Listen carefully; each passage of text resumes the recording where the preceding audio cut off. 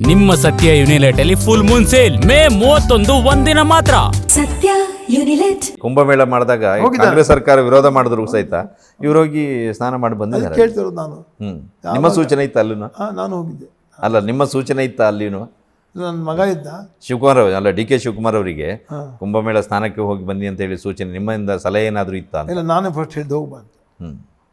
ನೀವು ಹೋಗ್ಬಾ, ನೀನು ಕರ್ನಾಟಕದಲ್ಲಿ ನೀನು ಸುಮ್ಮನೆ ಬಿ ಸಿಗಳು ಬ್ಯಾಕ್ವರ್ಡ್ ಕ್ಲಾಸ್ ಅಂತೆಲ್ಲ ಮಾಡಬೇಡ. ನೀವೊಬ್ಬ ಒಳ್ಳೆ ಹಿಂದೂ ಸ್ನಾನ ಮಾಡು, ಒಳ್ಳೆಯದು. ತಂದೆ ಒಂದು ತಪ್ಪಳ ಕೊಡ್ಬಾ ಅಂತೇಳಿ ಕಳಿಸಿದ್ದಾನೆ. ಅನುಮಾನ ಇಲ್ಲ. ಸುದೀರ್ಘ ಆಡಳಿತ ಈಗ ನಿರೀಕ್ಷಿಸಬಹುದು ಇವರಿಂದ ಆಗಿದೆ. ಅವನು ಒಂದು ಒಳ್ಳೆ ವ್ಯಕ್ತಿ, ಲಾಂಗ್ ವಿಷನ್ ಇದೆ. ಯಾರಿಗೂ ಹತ್ತಿರದಿಂದ ಅವನು ಯಾರು ಬಲ್ಲೋರಿಲ್ಲ. ಅವನ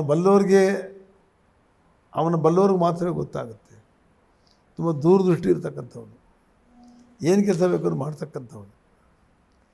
ನಿಜವಾಗಲೂ ಕಾಂಗ್ರೆಸ್ ಹೈಕಮಾಂಡ್ ಮಾಡಿ ಸಪೋರ್ಟ್ ಕೊಟ್ಟು ಶಾಸಕರಲ್ಲಿ ಅವನ ಜೊತೆ ಇದ್ದರೆ ಖಂಡಿತವಾಗಿ ಈ ರಾಜ್ಯವನ್ನು ಒಳ್ಳೆ ಅಭಿವೃದ್ಧಿ ಮಾಡಿ ಒಳ್ಳೆ ದಾರಿಗೆ ತೊಗೊಂಡು ಹೋಗ್ತಾನೆ, ಅನುಮಾನನೇ ಬೇಡ. ಅವ್ರ ನಡತೆಯಲ್ಲಿ ಒಂದು ಸ್ವಲ್ಪ ಬದಲಾವಣೆ ಮಾಡಿಕೊಂಡ್ರೆ ಇನ್ನೂ ಅನುಕೂಲ ಆಗುತ್ತೇನೋ ಅಂತ. ಅಂದರೆ ಅವ್ರು ನೇರವಾಗಿ ಮಾತಾಡ್ತಾರೆ, ಮುಚ್ಚುಮರೆ ಇಲ್ಲದೇ ತಗ್ಗಿ ಬಗ್ಗೆ ನಡಿಬೇಕು, ಎಲ್ಲಿ ನಟ್ಟು ಬೋಲ್ಟು ಟೈಟ್ ಮಾಡಬೇಕು ಅಂತ ನನಗೆ ಗೊತ್ತು.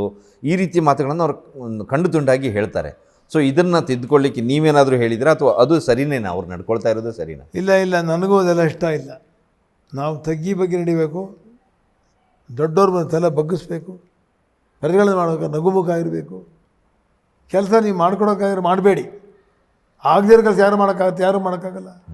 ಆಯಿತು, ಯಾರೋ ಬರ್ತಾರೆ, ಇಸ್ಕೊಳ್ಳಿ ಪೇಪರು, ನಿಮ್ಮ ಆಫೀಸರ್ಗೆ ಕೊಡಿ, ನೋಡಯ್ಯ ಆದರೆ ಮಾಡ್ಕೊಡಯ್ಯ ಅಂಥೇಳಿ ಇಷ್ಟಕ್ಕೆ ತೃಪ್ತರ ಕೊಟ್ಟೋಗ್ತಾರೆ. ನೀವು ಆಮ್ಯಾಗ ಅವ್ರು ಬೆನ್ನು ತಟ್ಟಿ ಆಗಲಿ ನೋಡ್ತೀನಿ ಮಾಡಿಕೊಡ್ತೀನಿ ಅಂತ ಹೇಳಿಬಿಟ್ರೆ ನೀವೇನು ಮಾಡ್ತೀರಾ? ಆಯಿತು, ಆಶ್ವಾಸನೆ ಕೊಡ್ತಾರೆ ಅಂತ ಹೇಳ್ತಾರೆ. ಆಗಿದ್ದರೆ ಆಗೋದಿದ್ರೆ ಮಾಡೇ ಬಿಡ್ತಾರೆ. ಆಗಲಿಲ್ಲ ಅಂದರೆ ಕಾರಣ ಇರುತ್ತೆ, ಅದು ಪರಿಹಾರ ಅಂತ ಅಲ್ಲೇ ಅವನೇ ಹೇಳ್ತಾನೆ.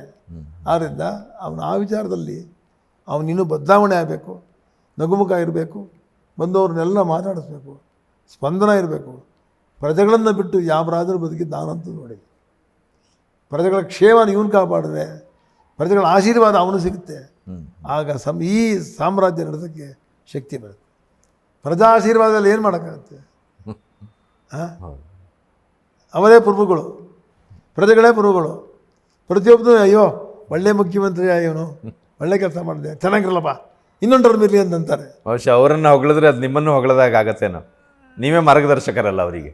ನಾನು ಮಾರ್ಗದರ್ಶನಾದ್ರೂ ನಾನು ಇಷ್ಟು ವರ್ಷ ಪಾಪ್ಯುಲರ್ ಆಗಬೇಕು ಅಂತೇಳಿ ಅಥವಾ ನನಗೆ ಪ್ರಸಾರ ಬೇಕು ಅಂತ ನನಗೆ ಎಲ್ಲೂ ಬಂದವನೇ ಇಲ್ಲ. ಇತ್ತೀಚಲ್ಲೇ ಬಂದಿರತಕ್ಕಂಥದ್ದು. ನನಗೆ ಪ್ರಸಾದ ಅವಕಾಶ ನಾನೇನು ನನಗೆ ಅವಶ್ಯಕತೆ ಇಲ್ಲ. ನನ್ನಷ್ಟೇ ನಾನು ಬೆಳಗ್ಗೆ ಎದ್ದು ನನ್ನ ಪೂಜೆ ಪುನಸ್ಕಾರ ವ್ಯಾಯಾಮ ಗುರುಚರಿತ್ರ ರಾಮಾಯಣ ಪಾರಾಯಣ ಎಲ್ಲ ಮಾಡೋದಕ್ಕೆ 10-11 ಗಂಟೆ ಆಗುತ್ತೆ. ದಿನ 3:45 11 ಗಂಟೆ ಆಗುತ್ತೆ. 11 ಗಂಟೆದಾಗ ದೇವ್ರ ಮನೇಲೇ ಇರ್ತೀನಿ. ಆಮೇಲೆ ಬಂದು ಚೂರು ಊಟ ಮಾಡ್ತೀನಿ, ನನ್ನ ಆಫೀಸ್ಗೆ ಹೋಗ್ತೀನಿ. ನಮ್ಮ ಮಕ್ಕಳು ಒಳ್ಳೆಯ ಒಂದು ಆಸ್ಪತ್ರೆ ಕಟ್ಟಿದ್ದಾರೆ, ಇಚ್ಛಾ ಅಂಥೇಳಿ ಇನ್ಫರ್ಟಿಲಿಟಿದು, ಅಲ್ಲಿ ಹೋಗ್ತೀನಿ. ನಾನೇ ಚೇರ್ಮನ್ MD, ನಾನೇ ಅದಕ್ಕೆ. ನಮ್ಮ ಅಡ್ಮಿನಿಸ್ಟ್ರೇಷನ್ ಎಲ್ಲ ಹೋಗ್ತೀನಿ, ಮನೆಗೆ ವಾಪಸ್ ಬರ್ತೀನಿ, ಸ್ನಾನ ಮಾಡಿ ಪೂಜೆ ಮಾಡ್ತೀನಿ. ನನಗೆ ಯಾವ ಅಪೇಕ್ಷೆ ಇಲ್ಲ. ನನಗೆ ಡಿ ಕೆ ಶಿವಕುಮಾರ್ ಯಾರ ಮನೆಗೂ ಹೋಗಲ್ಲ. ಯಾರಾದ್ರು ಯಾರ್ದಾರ ಮನೆ ನೋಡಿದ್ದೀರಾ? ನನಗೆಲ್ಲ ಬೇಕಾದರೆ ಯಾರೋ ಒಬ್ಬರ ಮನೆಗೆ ಹೋಗಲ್ಲ.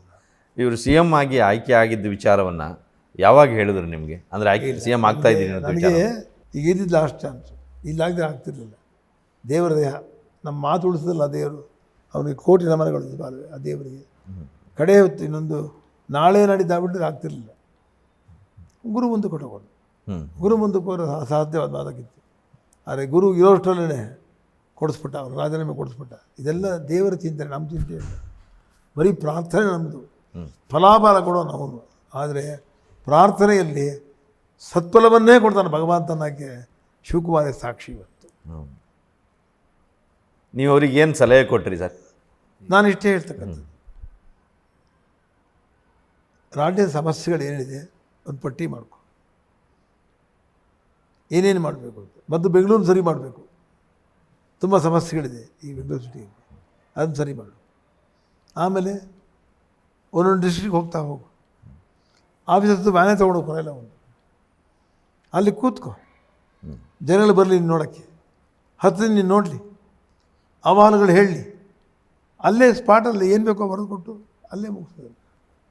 ಅವ್ರ್ಯಾಕೆ ವಿಧಾನಸಭೆ ಕಲಿಬೇಕು, ದುಡ್ಡು ಖರ್ಚು ಮಾಡಿಕೊಂಡು ಲಂಚ ಕೊಟ್ಕೊಂಡು. ನೀ ಇದು ಮಾಡ್ರೆ ಲಂಚ ಕೊಡೋಕೆ ಯಾರು ಬರ್ತಾರೆ? ಯಾರು ಬರೋದೇ ಇಲ್ವಲ್ಲ ಇಲ್ಲಿ. ಯಾವ ಮುಖ್ಯಮಂತ್ರಿನೂ ಮಾಡಲ್ಲ ಅದನ್ನು. ಹೌದು. ಬರೀ ಬಾಡಿಗೆ ಪ್ಲೇನ್ ತಗೋ, ಹೆಲಿಕಾಪ್ಟರ್ ಓಡಾಡ್ತಾಯಿರು. ಯಾರು ಡಿಸ್ಟ್ರಿಕ್ಟ್ ಯಾರು ಕೂತ್ಕೊಂಡಿದ್ದಾರೆ? ಯಾರು ಇಲ್ಲ, ಯಾರು ಇಲ್ಲ. ಹಿಡಿದ ಕ್ಯಾಂಪ್ ಇರಬೇಕು, ಅಲ್ಲಿ ಆಫೀಸರ್ಸ್ಗೆಲ್ಲ ಹೇಳಬೇಕು, ಇವತ್ತು ನಾನು ಇಟ್ಟು ಹಿಡ್ದಂಗೆ ಇಲ್ಲಿರ್ತೀನಿ, ಎಲ್ಲರೂ ಬಿಡಿ. ನಿಮ್ಗೆ ಯಾವಾಗ ಒಳನೋಟ ಗೊತ್ತಾಗುತ್ತೆ ಅಲ್ಲಿ ಏನು ನಡೀತಿದೆ ಅಂತ, ಆ ಪರಿಹಾರ ನೀವೇ ಮಾಡ್ತೀರ.